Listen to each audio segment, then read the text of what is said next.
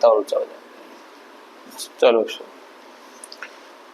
श्री गिरिराज धरण की जय, श्री वल्लभाधीश की जय। जय श्री कृष्ण।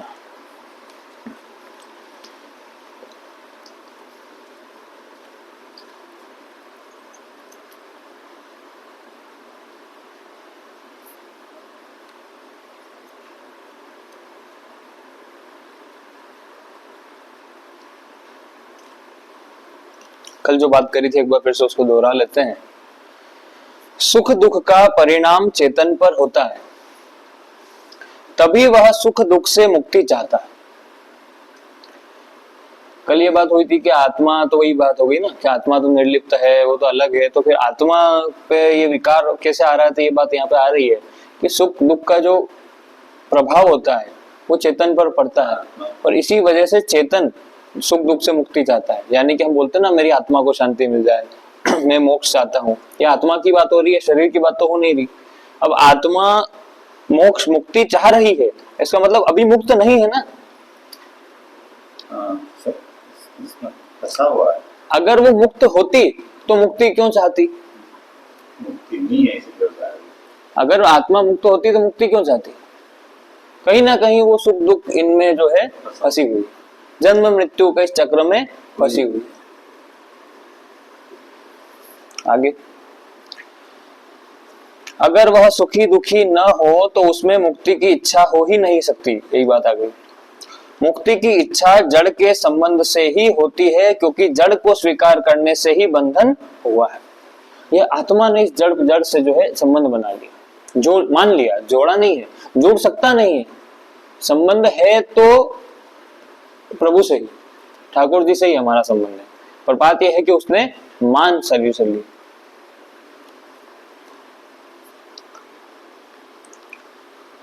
क्योंकि जड़ को स्वीकार करने से ही बंधन हुआ है। जो अपने को सुखी दुखी मानता है वही सुख दुख रूप विकार से अपनी मुक्ति चाहता है।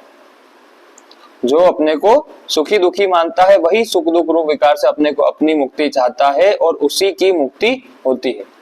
जो व्यक्ति दुखी है वही तो कहता है कि मुझे इस दुख से दूर होना है, और कोई ज्ञानी व्यक्ति होता है तो वो कहता है मुझे सुख और दुख दोनों से दूर होना है। पर इसका मतलब वो दोनों आ रहे हैं तभी तो वो उनसे दूर होना चाह रहा है। अगर वो होते ही नहीं उसके जीवन में, सुख और दुख से उसका संबंध होता ही नहीं, इसको हम कहते हैं समत्व की भावना, सम हो जाना। अब व्यक्ति अगर पहले से सम होता तो फिर क्यों कहता मुझे सुख दुख नहीं चाहिए, है ही नहीं उसके पास। तात्पर्य है कि तादात्म्य में मुक्ति यानी कि कल्याण की इच्छा में चेतन की मुख्यता और भोगों की इच्छा में जड़ की मुख्यता होती है। इसलिए अंत में कल्याण का भागी चेतन ही होता है, जड़। जब व्यक्ति को कल्याण अपना करवाना होता है कि मुझे अपना कल्याण करना है, भगवत प्राप्ति करनी है, तो इसमें मुख्यता किसकी हो जाती है? चेतन की, जड़ की थोड़ी है। अब हम कहाँ पे, अब हम जब भी हम शास्त्रों की बात करते हैं, हम शरीर की, इस संसार की, इन सब चीजों की कहाँ बात करते हैं? नहीं करते।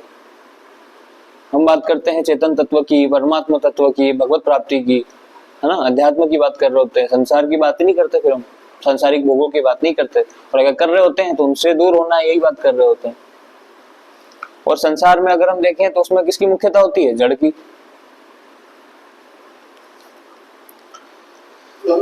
विकृति मात्र जड़ में ही होती है, चेतन में नहीं। ये बात भी हम जानते हैं कि जो विकार आते हैं वो जड़ में आते हैं। जो अपना जीवात्मा है, क्षेत्रज्ञ है, वो तो उसके अंदर तो कोई विकार, वो तो निर्विकार होता है, उसके अंदर कोई विकार नहीं होते। अतः वास्तव में सुखी दुखी होना चेतन का धर्म नहीं है, प्रत्युत जड़ के संग से अपने को सुखी दुखी मानना ज्ञाता चेतन का स्वभाव है। वो संबंध मान लिया ना उसने, इस वजह से उसको ऐसा लग रहा है कि मैं सुखी हूं, मैं दुखी हूं। वास्तविकता में उसे कुछ हो नहीं रहा है, चेतन को कुछ हो नहीं रहा। कितनी गोली मार दो आप शरीर को, कितना ही छिन्न भिन्न कर दो, शरीर नष्ट हो जाएगा। क्षेत्रज्ञ चेतन, उसके अंदर जो जीवात्मा है, उसको तो कुछ नहीं होने वाला। भगवान अर्जुन को बोले ना, तो इनको नहीं मार सकता अर्जुन, तो नहीं मार सकता है। आगे तात्पर्य है कि चेतन सुखी दुखी होता नहीं, प्रत्युत सुखाकार दुखाकार वृत्ति से मिलकर अपने को सुखी दुखी मान लेता है। ये बात अभी कर ली, क्यों हो नहीं रहा है? क्योंकि कल जो आपका संशय क्या था कि जो चेतन है उसके अंदर वो कैसे मतलब सुखी दुखी हो सकता है ना? वो तो निर्लिप्त होता है, वो तो सबसे अलग है। तो बात वही हो रही है, चेतन अलग ही है, चेतन को कुछ नहीं हो रहा है, वो निर्विकार ही है, निर्लिप्त ही है, उसका कोई किसी से मतलब कोई संबंध नहीं है। पर बात यह है कि उसने संबंध मान रखा है। अब वो मान रहा है तो हो क्या रहा है पता है आपको, कि जब मतलब ऐसे समझ लीजिए, वो साधु संत होते हैं, बड़े करुणामयी होते हैं, उनको दूसरों के दुख में वो दुखी हो जाते हैं। दूसरों को किसी को दुखी देखते हैं तो उनसे देखा नहीं जाता, दुखी हो जाते हैं। इसी प्रकार से अब स्वयं जो है, स्वयं ने संबंध इस शरीर से मान लिया, इस शरीर को होने वाला सुख और दुख उसको लगता है कि मेरा सुख और दुख। तो आपकी बात सही है, ये बात हम कई बार कर भी चुके हैं, आत्मा निर्विकार है, उसमें कोई विकार आया नहीं है, उसको सुख और दुख आया नहीं है। पर सुख और दुख आया जिसको है ना, उसने उससे संबंध मान लिया है, तो उसको ऐसा लग रहा है कि सुख और दुख मुझे आ रहा है। समझ रहे हैं? हाँ, बात सही है। आत्मा तो अपना उसने मान लिया। अरे ऐसे समझ लीजिए, एक अच्छा सा और उदाहरण, हम मूवी देखने जाते हैं थिएटर में, पिक्चर देखने, बड़े से पर्दे के ऊपर। अब उस पर्दे के ऊपर आग भी लग रही है पिक्चर में, न गोलियां भी चल रही है, सब कुछ हो रही है, आप बैठे बैठे देख रहे हो। वास्तविकता में तो कुछ क्या है, कुछ भी नहीं। पर उस समय में जब आग लग रही थी, सब लग रही थी, तो आपको क्या, कभी आपको अच्छा भी लग रहा है, कभी बुरा भी लग रहा है, अरे इसने ऐसा क्यों किया, अरे इसने ऐसा क्यों किया। मतलब वैसे ही हम जीव अपना जो है ईश्वर वो वंश जीव, पर लेकिन यूँ तो मतलब संसार में आगे में मतलब माया में घुसी गयो कि यूँ मन से भी करेगा, यूँ भी करेगा, कि संसार वंश स्वामा इन्हें मामला करेगा। ब्रह्म में जब पहला ब्रह्म में जावे, माया, आदमी माया फंसे गए, माया, वही से बात होगी ना, माया की बात उसमें। तो वही बात है कि आप उसमें सुखी हो गए, दुखी हो गए। वास्तव में उस पिक्चर में जो भी हो रहा है उससे आपका सुखी दुखी होने का क्या लेना देना था, उसका तो वास्तविकता से ही कोई लेना देना नहीं है। वो जो सुख और दुख भी था, वो तो वास्तविकता में भी किसी का सुख दुख नहीं था। यहाँ तो चलो फिर भी शरीर को मिल रहा है सुख और दुख, वहां तो वास्तविकता में ही किसी को नहीं मिल रहा है। उसके बावजूद हमारे मन में सुख और दुख की भावना आती है। तो इस शरीर ने, इस जीवात्मा ने संबंध शरीर से मान लिया, ना कि परमात्मा से मानते हुए, तो उसको ऐसा लगता है कि इसका सुख दुख जो है वो मेरा सुख दुख है। बस ये बात। शरीर तो जड़ है, हाँ वो तो जड़ है, लेकिन जीव जो है वो चेतन है। दोनों के बीच में गठन बढ़ गई, मतलब बन नहीं जाए। हाँ, संबंध बना लिया, संबंध मान लिया, यही तो बात हो रही है कि संबंध मान लिया उन्होंने, है कि नहीं।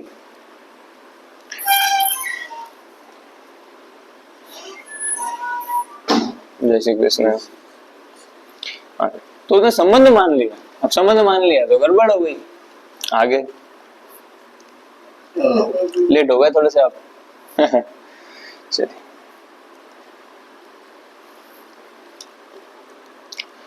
चेतन में एक दूसरे से विरुद्ध सुख दुख रूप दो भाव हो ही कैसे सकते हैं, दो रूप परिवर्तनशील प्रकृति में ही हो सकते हैं। अब फिर से एक बात वापस से याद, ब्रह्म की अगर हम बात करें, परमात्मा की बात करें, तो उनके अंदर किसी प्रकार का कोई विकार नहीं होता है, तो हम जानते हैं। ब्रह्म परिवर्तनशील भी नहीं होता और नाशवान भी नहीं होता, अविनाशी होता है, ये भी हम जानते हैं।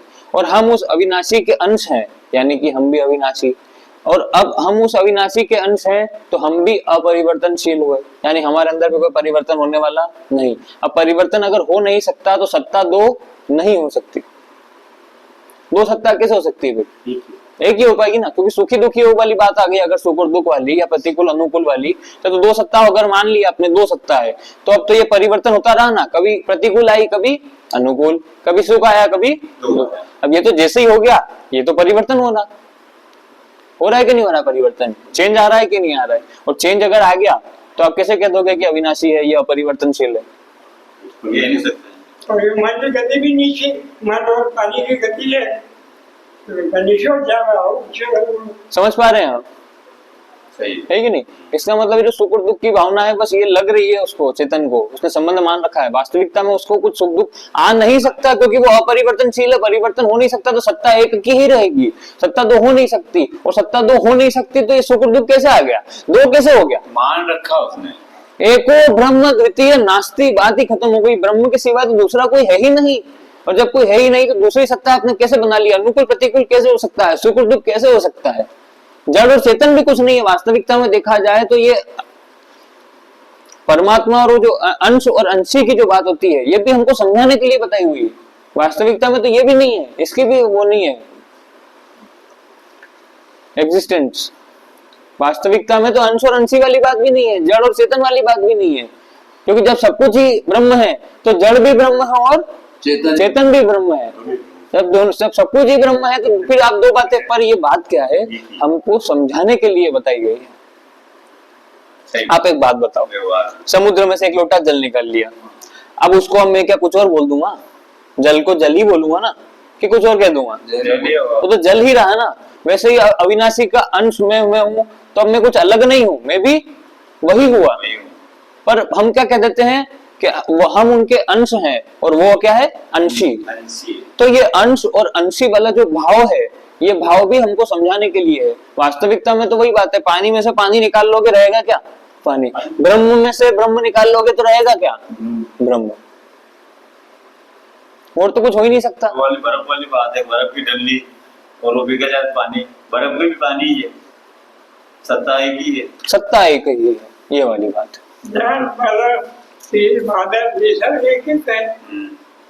हाँ, बस ये जो है ना ब्रह्म, जब अध्यात्म की बात हो रही है, जब व्यक्ति अध्यात्म की बड़ी ऊंची स्थिति में पहुंच जाता है, तब तो कोई शब्द भी नहीं बचता, क्योंकि शब्द भी अलग अलग इस्तेमाल हो रहे हैं। नहीं किसी पर सिर्फ अगर देखो कोई विरक्त भावना वाला होता है, कोई योग साधना वाला होता है, तो फिर अंत में एक ही चीज बचती है, क्या? ओम। ओम बच जाता है। कोई भक्ति भाव वाला होता है, उसके लिए प्रभु का नाम बच जाता है, बस। क्योंकि ये सब कुछ हमें समझाने के लिए बस इन शब्दों का इस्तेमाल किया गया है। जड़, चेतन, मन, बुद्धि, अहंकार, माया, है ना, परमात्मा, ब्रह्म, ये सब बस शब्द हमें समझाने के लिए। जब व्यक्ति उस स्थिति में पहुंच जाता है, तब ये सब बेमानी हो जाती है। जब ब्रह्म बोध हो जाता है व्यक्ति को, तब तो फिर ये कुछ भी नहीं बचता। पर ये बहुत ही ऊंची स्थिति है, जब व्यक्ति ब्रह्म बोध को प्राप्त कर लेता है, जब बस भगवान का उसको साक्षात्कार हो जाता है, तब की बात हो रही है। आगे दो रूप परिवर्तनशील प्रकृति में ही हो सकते हैं, जो परिवर्तनशील नहीं है उसके दो रूप नहीं हो सकते। तात्पर्य यह है कि सब विकार परिवर्तनशील में ही हो सकते हैं। चेतन स्वयं जो का त्यों रहते हुए भी परिवर्तनशील प्रकृति के संग से, उसके विकारों से अपने में आरोपित करता रहता है। यह सबका अनुभव भी है कि हम सुख में दूसरे तथा दुख में दूसरे नहीं हो जाते। सुख और दुख दोनों अलग अलग है, पर हम एक ही रहते हैं। सुख में भी जब मुझे सुख आया तब भी तो मैं ही था, और जब दुख आया तब भी मैं, यानी मैं तो वही रहा, सत्ता थोड़ी बदली। इसलिए कभी सुखी होते हैं और कभी दुखी होते हैं। परिशिष्ट भाव।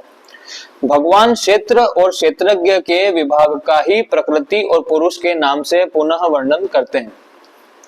क्षेत्र क्षेत्रज्ञ व्यष्टि और प्रकृति पुरुष समष्टि है। ये व्यष्टि और समष्टि शब्द समझते हैं आप? हाँ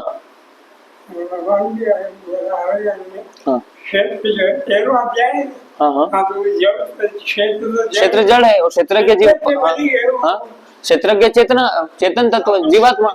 हाँ, अभी यहाँ पे बात हो रही है व्यष्टि और समष्टि। इसको आप ये दो शब्द नहीं, मतलब ऐसे समझ लीजिए, व्यष्टि और समष्टि कैसे बोले? व्यष्टि मतलब एक, जैसे मैं बात करूं, मैं खाना खा रहा हूँ, ये क्या बात होगी? मैं खाली अपने अकेले की बात कर रहा हूँ। एक मैं बोलूं हम खाना खा रहे हैं, ये समष्टि हो गई। व्यष्टि मतलब एक, है ना, कि एक कोई विकार, एक कोई गलती, एक कोई गड़बड़, या कोई भी एक बात, मतलब इंडिविजुअल, बस एक।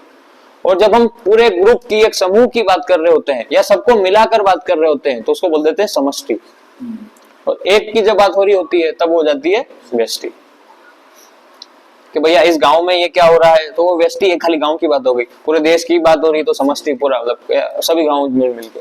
तो ये व्यष्टि और समष्टि ऐसा है। आगे फिर से दोहराता हूँ, भगवान क्षेत्र और क्षेत्रज्ञ के विभाग का ही प्रकृति और पुरुष के नाम से पुनः वर्णन करते हैं। अब ये बात हम तो जानते हैं, क्षेत्र यानी कि जड़, ये शरीर, और ये संसार। संसार जो है मतलब चेतन के अलावा ये, फिर इसको एक और नाम से बुलाते हैं प्रकृति। हम कहते हैं ना कि भैया ये शरीर किसका हिस्सा है? प्रकृति का। और चेतन किसका हिस्सा है? परमात्मा का। यही बात करते हैं। तो क्षेत्र और क्षेत्रज्ञ के दूसरे नाम बता दिए भगवान ने, प्रकृति और पुरुष। यहाँ पे पुरुष वो वाला पुरुष नहीं है, पुरुष महिला वाला नहीं, सिर्फ और सिर्फ एक पुरुष, यानी कि वो जीवात्मा की बात हो रही है। तो उसका नाम प्रकृति और पुरुष के नाम से पुनः वर्णन करते हैं। क्षेत्र क्षेत्रज्ञ व्यष्टि है और प्रकृति पुरुष समष्टि है। अब ये देखो, अब यहाँ पे व्यष्टि समष्टि को समझाऊं तो क्षेत्र क्षेत्रज्ञ यानी शरीर और जीवात्मा, अब ये तो एक की बात हो गई, तो व्यष्टि। और प्रकृति बोलती तो प्रकृति में कितने क्षेत्र है, प्रकृति में तो कितना सारी, प्रकृति में तो कितने क्षेत्र हो गए, आपका मेरा सभी के, कितने शरीर हो गए, कितनी सारी चीजें हो गई, है ना। और एक और क्या बोला फिर, वो पुरुष जीवात्मा। अब पुरुष बोल दिया तो पुरुष में वापस सभी चेतन तत्वों की बात आ गई थी, ये क्या हो गए, समष्टि। इस प्रकार एक प्रकृति विभाग है और एक पुरुष विभाग है। एक जड़ की सत्ता, मतलब एक जड़ के बारे में बता रहे हैं, एक पुरुष के बारे में, दो विभाग बता रखे हैं। है तो सब कुछ एक ही, सत्ता तो दूसरी नहीं है, पर दो विभाग बता रखे हैं अलग अलग। जैसे समुद्र है, धरती जो है पूरी तरीके से पानी से घिरी हुई है, उसके बावजूद हमने जो है संसार में कितने महासागर, 5 महासागरों में उसको बांट रखा है। हिंद महासागर, प्रशांत महासागर, है तो पानी, पर अलग अलग महासागरों में बांट रखा है कि नहीं बांट रखा है, इस प्रकार से। तो उसी प्रकार से यहाँ पे जड़ और चेतन को बांटा हुआ है क्या, एक प्रकृति विभाग है और एक पुरुष विभाग है।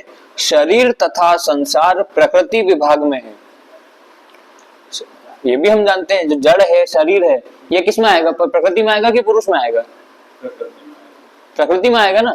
प्रकृति मतलब जड़, अब जड़ की जितनी भी चीज आएगी वो सब किस में आएगी, प्रकृति में। शरीर तथा संसार, अब ये शरीर और ये संसार किस में आ गए, प्रकृति में, प्रकृति विभाग में है। और आत्मा तथा परमात्मा कौन से विभाग में है, पुरुष विभाग में। यहाँ समझते हैं हम लोग।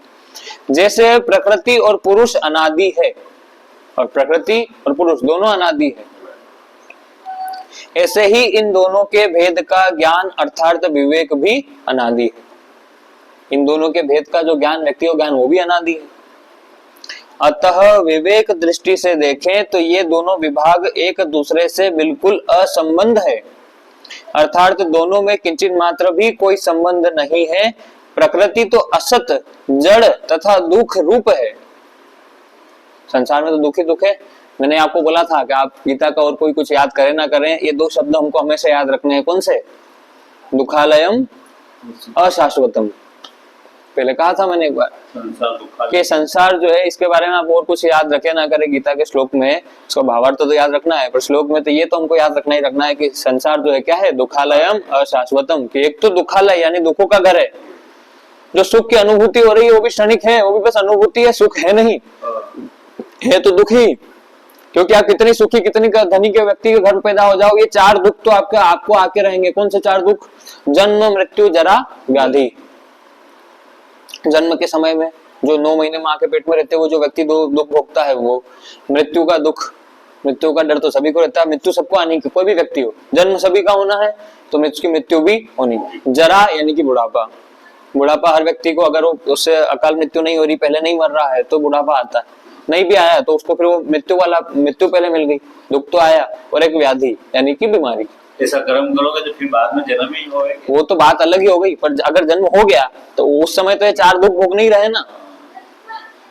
लेकिन कम पड़ जाएंगे अगर भगवान की भजन करोगे, कम तो क्या पड़ेंगे, दुख तो उतना ही होता है। दुख, व्यक्ति दुख में दुखी नहीं होता, दुखी नहीं हो, ध्यान रहेगा। कम तो क्या हो, और ऐसा होता है कि जो भक्त होते हैं, साधक होते हैं, उन पर तो दुख और ज्यादा गिरते हैं। प्रहलाद महाराज पे कोई कम दुख गिरे क्या, हर क्षण उनको मारने की कोशिश करी गई, पांडवों के ऊपर सभी, कुंती में कितना दुख, ऐसे तो दुख तो आता है, पर वो दुख में दुखी नहीं होता, वो तो वो बात हो जाती है। पर ये 4 दुख तो व्यक्ति को आके रहते हैं। तो इसीलिए कहते हैं कि संसार जो है क्या है, दुखालयम, दुखालय दुखों का घर है, दुख आकर रहेंगे। सुख जो लग रहा है आपको, सिर्फ लग रहा है, सुख है नहीं। और दूसरा अशाश्वतम, यानी कि टेम्पररी है, परमानेंट नहीं है, खत्म होना है एक दिन। आपको भी जानना है, इस संसार को भी जानना है, इस ब्रह्मांड को भी जानना है। जिस दिन ब्रह्मा जी की आयु पूरी हो जाएगी हमारे ब्रह्मांड के, उस दिन ये ब्रह्मांड भी समय, बस महाप्रलय जिसको कहते हैं, इस प्रकार से। तो ये जो प्रकृति है, प्रकृति और पुरुष दो विभाजन की बात कर रहे हैं। तो प्रकृति जड़, संसार, इसमें सिर्फ दुख ही दुख है, दुख है, जड़ है, असत है। और पुरुष जो है वो क्या है, सच्चिदानंद स्वरूप है। पुरुष जो है वो सच्चिदानंद सत्य यानी कि शाश्वत, हमेशा से चला आ रहा है, आदि अनादि, है कि नहीं। चित्त यानी कि ज्ञान, इंटेलिजेंस, कि भैया उसके अंदर विवेक, उसके अंदर परम ज्ञान जो ब्रह्म ज्ञान है उसके अंदर उसको प्राप्त होता है उसको। और आनंद रूप, आनंद तो मिलता ही है। हम सुख की बात कर रहे होते हैं, हमको आनंद कभी प्राप्ति नहीं हुआ। आनंद प्राप्त होता है भगवत मार्ग पे। हम सब आनंद की खोज कर रहे हैं, हमको सुख की अनुभूति हो जाती है, हमको लगता है आनंद मिल गया, आनंद तो कभी प्राप्ति नहीं हुआ। आनंद की खोज में ही तो है। इस प्रकार से आगे, प्रकृति नाशवान, विकारी तथा क्रियाशील है। प्रकृति के अंदर क्रियाएं होती जा रही है, नाशवान है, परिवर्तनशील है, खत्म हो जाएगी एक दिन। और पुरुष अविनाशी है, निर्विकार है तथा अक्रिय है। पुरुष के अंदर कोई, मतलब जो जीवात्मा है, क्षेत्र है, परमात्मा है, वो उनके अंदर कोई विकार नहीं होता, वो कोई क्रिया नहीं कर रहे होते और अविनाशी होते हैं। प्रकृति की नित्य निवृत्ति है और पुरुष की नित्य प्राप्ति है। प्रकृति तो नित्य हमसे बस दूरी हो रही है और उससे हमारा कोई संबंध है नहीं, कभी भी उससे हमारा संबंध हो ही नहीं सकता। संबंध तो उन्हीं से है पर हमने उस बस मान रखा है। और पुरुष से हमारी नित्य प्राप्ति है। गीता के आरंभ में ही भगवान ने इसी विभाग का वर्णन शरीर और शरीरी, देह और देही, सत और असत आदि नामों से किया है। कितने नाम लिए भगवान ने? शरीर शरीरी बोल दिया, अंश अंशी बोल दिया। अंश अंशी तो चलो ठीक है, दोनों ही चेतन हो गए। शरीर शरीरी, एक जड़ और एक चेतन। या फिर क्या कह दिया? देह और देही, या फिर सत और असत, सत और असत। देह और देही का मतलब? ये देह और देने वाला देही, अंश और अंशी। अतः इस विभाग को ठीक ठीक समझना प्रत्येक साधक के लिए बहुत आवश्यक तथा शीघ्र बोध कराने वाला है। कारण कि शरीर और शरीरी को एक मानना ही बंधन है और इन दोनों को बिल्कुल अलग अलग अनुभव करना ही मुक्ति। जब जिस दिन व्यक्ति को ये ज्ञान प्राप्त हो गया, ये विवेक उसके अंदर जागृत हो गया कि ये शरीर अलग है और मैं अलग हूँ, तो उस दिन क्या हो जाएगा? मुक्ति प्राप्त हो जाएगी। अब क्यों हो जाएगी ये भी बता देता हूँ। क्योंकि ये सबसे पहली और सबसे बड़ी भूल ही हमसे क्या हुई है? हमने संबंध किससे बना लिया? शरीर से। अब शरीर से संबंध बनाने के बाद ही इस संसार से बाकी सब संबंध जुड़े हैं। क्योंकि अगर अब ये शरीर से संबंध नहीं है तो शरीर से पैदा होने वाले पुत्र पुत्रियों से आपका संबंध नहीं हो सकता, वो उसको पैदा करने वाले माता पिता से आपका संबंध नहीं हो सकता, उससे विवाह होने वाले पति या पत्नी से आपका संबंध नहीं हो सकता, उसके द्वारा बनाए हुए घर से आपका संबंध नहीं हो सकता, उसके द्वारा कमाए हुए धन से आपका संबंध नहीं हो सकता, उसके द्वारा रहे जा रहे नगर से आपका संबंध नहीं हो सकता, उसके द्वारा रहे जा रहे देश राष्ट्र उससे आपका संबंध नहीं हो सकता, उसके द्वारा भोगे जा रहे कर्मों, उसके द्वारा भोगे जा रहे विषयों से आपका संबंध नहीं हो सकता। संबंध, ये सब जितनी बात हो रही है संसार में, हमको ये संबंध तोड़ना, ये वो, ये सारे संबंध जोड़े ही हम कब आए हैं? जब हमने संबंध जोड़ा किससे? शरीर से। इस वजह से लफड़ा पड़ रहा है। शरीर से जोड़ा ही नहीं होता, शरीर से मेरा संबंध होता नहीं तो शरीर के द्वारा होने वाला कोई भी कर्म होता, मैं उन सभी से क्या होता? मुक्त। मैं मुक्त होता हूं सबसे। मैं मुक्त नहीं हूं क्योंकि मैंने शरीर से संबंध जोड़ लिया। अब ये शरीर जो करेगा, इसको सुख मिलेगा तो सुखी हो जाऊंगा, दुख मिलेगा तो दुखी हो जाऊंगा। इसलिए शरीर सिर्फ और सिर्फ साधन है। किस बात के लिए? कोई अपना साधन है, शरीर सिर्फ और सिर्फ साधन है। भगवान का भजन करो, इसी शरीर से होगा। और सुरक्षित रखना जरूरी है। और किसका साधन है? किस बात का साधन है? भगवान नाम लेने का, कि आपको भगवत प्राप्ति हो जाए। क्योंकि शरीर सिर्फ और सिर्फ यही एक ऐसी योनि है जिसमें आप भगवत प्राप्ति कर सकता हो। इससे नीचे किसी पशु पक्षी की योनि में गए तो भगवत प्राप्ति नहीं कर सकते, इससे ऊपर किसी देवी देवताओं की योनि में गए तो भी भगवत प्राप्ति नहीं कर सकते। सिर्फ और सिर्फ मनुष्य योनि ही भगवत प्राप्ति के योग्य है। इस प्रकार से तो हमने संबंध शरीर से मान लिया, इस वजह से सारी गड़बड़ होना शुरू हो गई। इसीलिए भगवान बोल रहे हैं कि जिस व्यक्ति को ये ज्ञान हो गया कि मैं अलग हूं और शरीर अलग है, उस दिन व्यक्ति मुक्त होता है। बहुत मतलब देखा जाए तो कितना आसानी से कह दिया। हाँ, सारी मेहनत यही है, पूरा जीवन हम इसी में लगाएंगे कि शरीर से संबंध टूटे, पर बात सिर्फ इतनी सी है। जिस दिन ये ज्ञान हो गया व्यक्ति को, ये विवेक जागृत हो गया कि मैं अलग हूं, ये शरीर अलग है, उस दिन व्यक्ति संसार से मुक्त हो जाता है और उसको भगवत प्राप्ति हो जाती है। अब बाकी का कल। ओम शांति शांति शांति। शरीर के बजट भी नहीं, भगवान नाम देखो सत्य बजट पे मनुष्य शरीर